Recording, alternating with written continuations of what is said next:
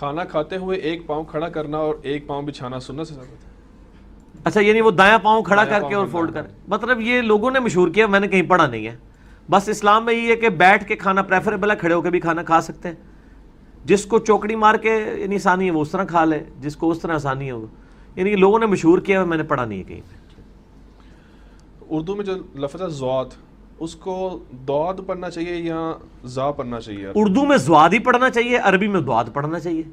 ٹھیک ہو گیا نا جی؟ یہ اکثر ہمارے ہاں دیکھا رہتا ہے کہ اس کو عربی لنگوسٹک کے اندر ہی اس کو کچھ لوگ جو ہیں وہ زوات پڑھ رہے ہوتے ہیں، مطلب زوالین پڑھ رہے ہوتے ہیں. ہاں یہ زیادہ تر جو مسئلہ ہے یہ شیعہ اور دیوبند کے ہاں ہے، کچھ اہل حدیث کے ہاں بھی ہے، لیکن اہل حدیث میں میجورٹی دعاد ہی پڑھتے ہیں، عرب کی وجہ سے ان کو سمجھ ہے.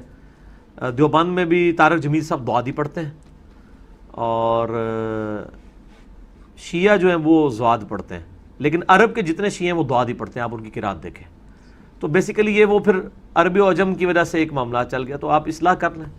اگر کوئی زواد بھی پڑھتا ہے ہم یہ نہیں کہیں گے اس کی نماز ہوئی نہیں ہے، اس کی اصلاح کریں گے کہ بہتر پروننسیشن کی طرف جائے. دعاد ہی ہے اصل میں پروننسیشن.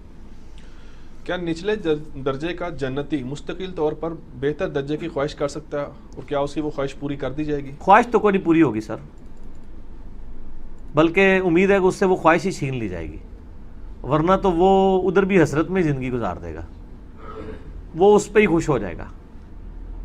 ٹھیک ہے نا؟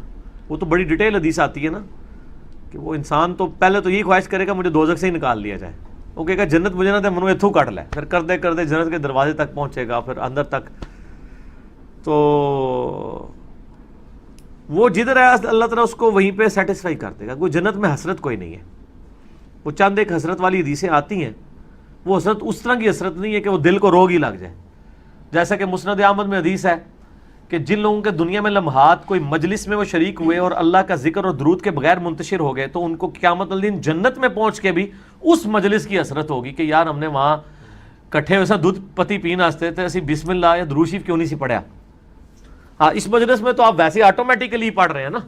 اس وجہ سے مراد ہے کہ کسی نے کوئی عید ملن پارٹی کر لی اور اس میں انہوں نے اللہ رسول کا نام کوئی نہیں لیا، بس گپ شپ مار کے لطیفے سنا کے اڑ گئے. تو ایسی مجلسوں میں جنت میں بھی حسرت ہوگی، ونس ہوگی دین بٹ ختم.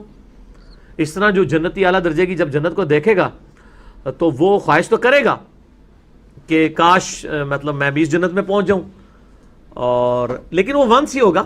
لیکن قرآن حکیم میں یہ بھی ہے کہ ہم جو نیک لوگ ہوں گے نا ان کے ماں باپ اور بیوی بچوں کو ان کے ساتھ کر دیں گے اگر وہ لوئسٹ درجے میں ہوں گے. تو اس کا مطلب پھر ہو سکتا ہے جے کوئی کدھر اڑنگا لگدا ہو یا صحیح.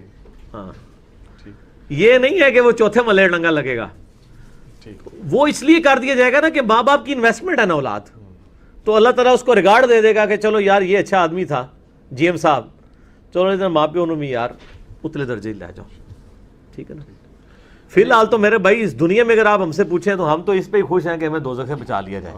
اور یہی قرآن پاک میں بار بار آتا ہے ربنا اصرف عنا عذاب جہنم ان عذابها کان غراما. نیک بندے ہی کہتے ہیں اللہ دوزخ کا عذاب ہمارے سر پہ لٹکتی ہوئی ایک تلوار ہے، اس گلے کے پھندے کو ہم سے بس دور کرتے. اب مجھے بتائیں یہ اہل ایمان کی 12 نشانیاں مسئلہ 120 میں نے بیان کی ہیں کہ اللہ کے صحیح ولی کون ہے. اس کے ہوتے ہوئے کوئی شخص اگر یہ کہے کہ میں تو تمہیں جنت لے کے جاؤں گا، گارنٹی دینا تسی میرے نال اٹیچ ہو جاؤ، یہ کوئی سوچ بھی سکتا ہے؟ جب یہ کوئی بات کر رہا تو آپ سمجھ لیں دین کے بارے میں اللہ کے بارے میں سب سے بڑا جاہل یہ شخص ہے جو اتنا بڑا دعویٰ کر رہا ہے. یہ دعویٰ کوئی بھی شخص نہیں کر سکتا. ٹھیک ہو گیا جی؟ تو اتنے بڑے بڑے دعوے کرنا اور لوگوں کو اس طرح گارنٹیاں دینا میں لے جاؤں گا، توبہ توبہ توبہ توبہ توبہ، یہ تو امیجن بھی نہیں کیا جا سکتا. ٹھیک ہے نا؟